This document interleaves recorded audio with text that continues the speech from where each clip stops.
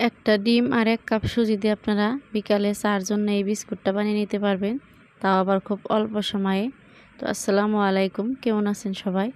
আমি আপনাদেরকে আজকে বিস্কুট বানিয়ে দেখাবো। দেখুন আমার বিস্কুটগুলা। তো এখানে দেখুন আমি একটা বিস্কুট আপনাদেরকে হাত দিয়ে এভাবে ভেঙে দেখাচ্ছি।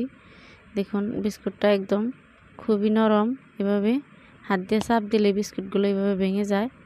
তো আমি কিভাবে বানাই আপনারা দেখতে থাকুন। এখানে আমি একটা ডিম নিয়ে নিছি প্রথমে, তারপরে আমি দিয়ে দিছি সামান্য লবণ আর দিয়ে দিছি চিনি 1 কাপ দিয়ে আমি ভালো করে এভাবে হ্যান্ড ব্লেন্ডার দিয়ে এভাবে মিশিয়ে নিছি কিছুক্ষণ। তারপরে আমি দিয়ে দিব 1 কাপ সুজিটা দেওয়া হলে আমি দিয়ে দিব এখানে গরুর দুধের ক্রিম বানিয়ে রাখি দিয়েছিলাম আমি, সেটা দিয়ে দিছি। আপনারা চাইলে গুঁড়া দুধটা দিয়ে দিতে পারেন। তো আমি হাত দিয়ে ভালো করে এভাবে মেখে নিব। তারপরে দিয়ে দিব আমি সামান্য আটা। আপনারা যদি গুঁড়া দুধ ব্যবহার করেন তাহলে এখানে আটা দেওয়ার দরকার নাই। তো আমি এখানে গরুর দুধের ক্রিম ব্যবহার করছি, তো তাই আমি সামান্য আটা দিয়ে দিছি। তারপরে আমি হাত দিয়ে ভালো করে এভাবে মেখে কিছুক্ষণ এভাবে রেস্টে রেখে দিব।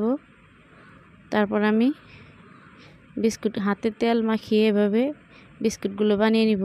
দেখুন এভাবে আমি 1 হাত দিয়ে বিস্কুটগুলো বানিয়েছি। আপনারা যে কোনো শেপ দিয়ে বিস্কুটটা বানিয়ে নিতে পারবেন।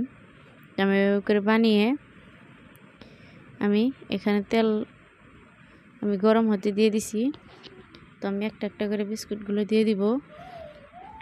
তেলটা আপনারা বেশি গরম করবেন না, সামান্য যখন গরম হবে আপনারা তখন দিয়ে দিবেন। এভাবে করে আমি সবগুলো বিস্কুট বানিয়ে আমি এখানে দিয়ে দিছি। দেখুন এভাবে সবগুলো আমি এভাবে বানিয়ে দিব। তারপর আমি কিছুক্ষণ এভাবে যাওয়ার পর তো আমি একটা কাঁটা চামচ দিয়ে এভাবে উল্টিয়ে দিছি একটা একটা করে। এভাবে করে আমি বিস্কুটগুলো উল্টিয়ে নিব। আমার সবগুলো বিস্কুট উল্টানো হয়ে গেছে। আমি আবারও কিছুক্ষণ পর আমি এই পাশটা উল্টিয়ে দিছি। আপনারা এই পাশ ওপাশ করে বারবার উল্টিয়ে এই বিস্কুটটা ভেজে নেবেন। এই বিস্কুটটা আমার ভাজা হয়ে গেছে, আমি এখন নামিয়ে নিব। এই বিস্কুটটা বানানো খুবই সহজ। আপনারা খুব অল্প সময়ে এই বিস্কুট বানিয়ে আপনারা চা দিয়ে খেতে পারবেন।